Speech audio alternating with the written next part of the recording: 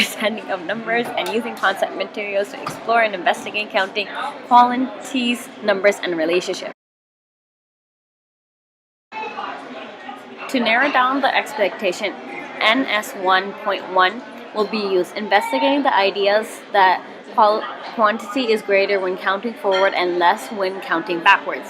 And NS 1.2, investigating some concepts of the quantity through identifying and comparing sets with more, few, or the same number of objects.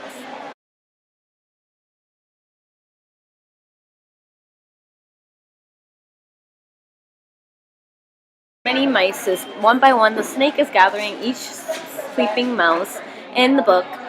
The book incorporates increased counting and decreased counting. Students will learn the 10 frames to both increase and decrease counting.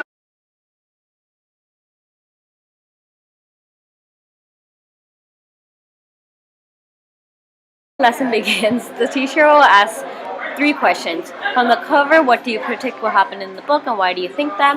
What do you think the characters will be doing in the book? What questions are you wondering about when you look at the book cover?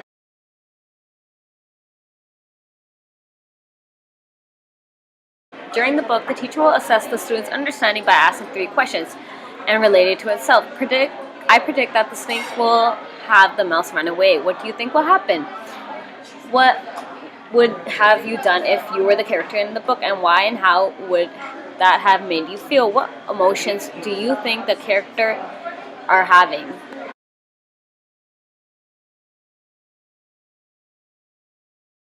Once the book has finished, the teacher will do a summative assessment to understand the student's understanding of the book. Again, 3 questions will be asked. What can you retell about the book in your own words? What were the most important events in the book, beginning, middle, and end? What parts of the story was the most exciting for you? Why was it most exciting?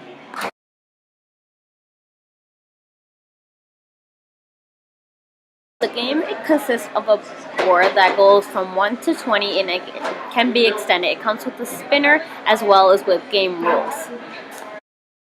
For the game rule, the student needs to pick out a game character piece, and everyone has to begin at the start. The first person will spin the spinner and it will land on a number, and that will result in the person to go forward.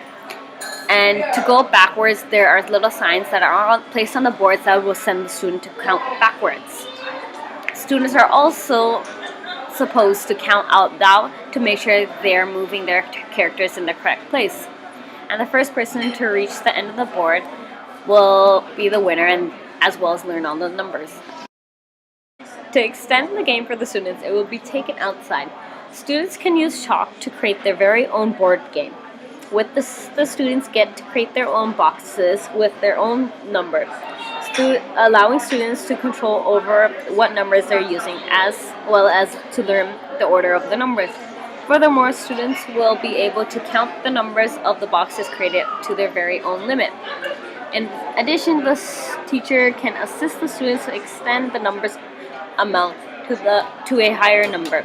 Also, the students will be able to learn the written form of the number, then to just do the one-on-one coordination of the number order.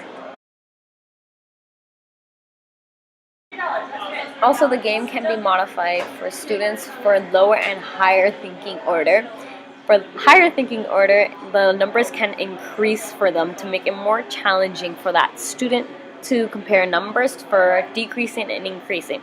Also, for lower thinking students, it can be decreased amount number from 1 to 10 to make it much more easier for that student to engage in the game.